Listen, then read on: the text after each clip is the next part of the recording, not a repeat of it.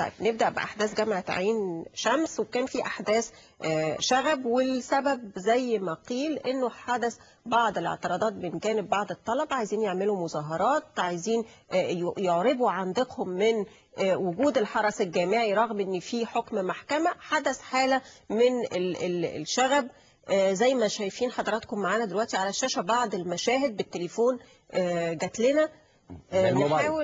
نحاول نشوف بعض التعليقات على الموضوع ده. ومعانا كمان الدكتور ماجد الديب رئيس جامعة عين شمس. مساء الخير يا دكتور. مساء النور يا فندم، اهلا وسهلا. دكتور، الحكم اللي صدر لجامعة القاهرة بينطبق على جامعة عين شمس وباقي الجامعات، ولا كل جامعة ليها وضع خاص؟ شوف يا فندم، هو الحكم صادر خصيصا بجامعة القاهرة، ولكن في جلسة المجلس الأعلى للجامعات بتاريخ 30/10 تم الحوار على ان هذا الحكم ممكن يطبق على باقي الجامعات، اللي هو حكم اخراج الحرس الجامعي خارج اسوار الجامعه، الغاء وجود الغاء. اوكي، اتفضل فندم. فحضرتك لم يستقر الرأي بعد على إذا كان حضرتك هيكون الحكم ده نافذ على كل الجامعات من عدمه، ولكن هناك طبعا حوارات كثيرة إن الحكم ده ممكن أن يطبق على بقية الجامعات. كل ما هنالك أنت أميل لإيه يا دكتور؟ حضرتك كرئيس جامعة أنت أميل لإيه؟ على جامعة القاهرة فقط ولا على كل الجامعات؟ لا يا فندم، هو حضرتك نافذ على جامعة القاهرة، وجامعة القاهرة تسلمت الحكم على يد المحضر، ولكن الجامعات الأخرى لم تتسلم أي حكم، ولم يصدر أي تعليمات مباشرة أو أوامر من المجلس الأعلى للجامعات لباقي الجامعات بتنفيذ هذا الحكم.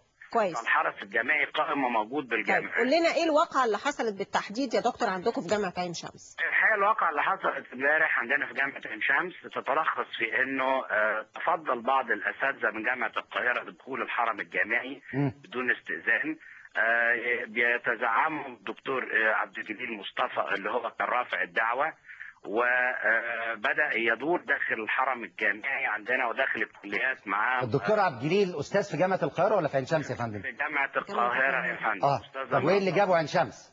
بالظبط، هو ده حضرتك الحوار. لو تديني فرصة دقيقتين أو اتفضل. لا دقيقة يا فندم عشان الوقت.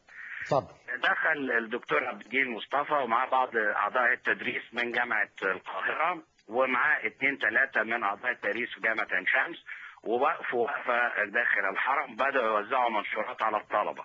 انما الى علمي هذا بلغوني حضرتك حيدت الحرس الجامعي تماما، منعته انه يتدخل، نزلت مدير الامن المدني له وقلت له رئيس الجامعه بيطلب من حضرتك تتفضل تطلع مكتبه ونتكلم مع بعض، واذا كان معاك اي حاجه عايز تقولها نقولها عن طريق الشرعيه بتاعت الجامعه.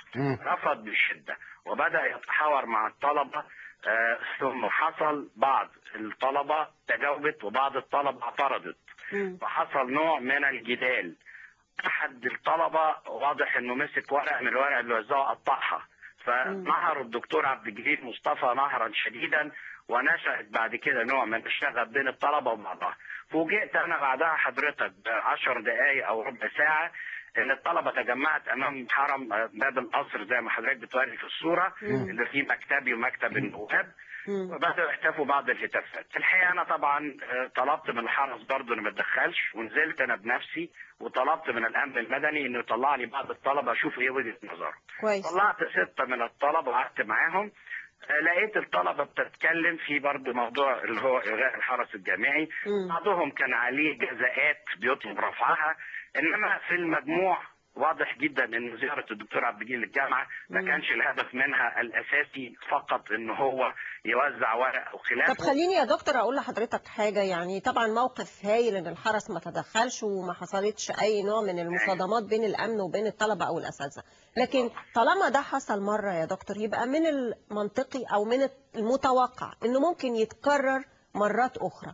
حضرتك كرئيس جامعه هتتعامل مع مثل هذا المشهد ازاي، سواء داخل الحرم الجامعي او داخل المجلس الاعلى للجامعات؟ شوفي حضرتك، انا ليا وجهه نظر في هذا الموضوع، وكنا يوم حضرتك الثلاث اللي فات عملنا ندوه عامه مفتوحه لكل اساتذه جامعه عين شمس وتحاورنا في هذا الموضوع، وكانت ندوه في منتهى الديمقراطيه وانتهت بتوصيات. وهي توصيات انه اذا طلب تنفيذ الحكم بالغاء الحرس الجامعي فهو حكم نافذ زي ما هو على جامعه القاهره على بقيه الجامعات. كويس. 2 ان نطلب مهله لتنفيذ هذا الحكم تمتد ل 6-7 اشهر.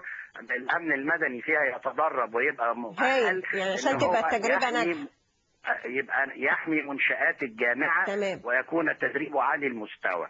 ثالثا أن نبدأ نتحاور من له صلاحية الضبطية القضائية داخل الحرم الجامعي إذا حصل منازعات. تمام. أنا بقى بطلب من حضرتك حاجة ثالثة، معلش يا دكتور عفوا، طبعا. إنه تتواصلوا مع الطلبة في يعني بشكل أو بآخر، بحيث إن القناعات دي تبقى واصلة لهم إن أنتوا ما عندكوش مانع في إلغاء الحرس، ولكن في آليات وفي خطوات وفي وقت وفي مهلة يقوم يبقى الجو العام مريح يا دكتور. اسمحي لي يا أستاذة هناء، هذا ما أوصت به الاجتماع اللي احنا عقدناه، وقلنا فيه يا فندم ان احنا لابد ان يكون في زرع لثقافه احترام الامن المدني.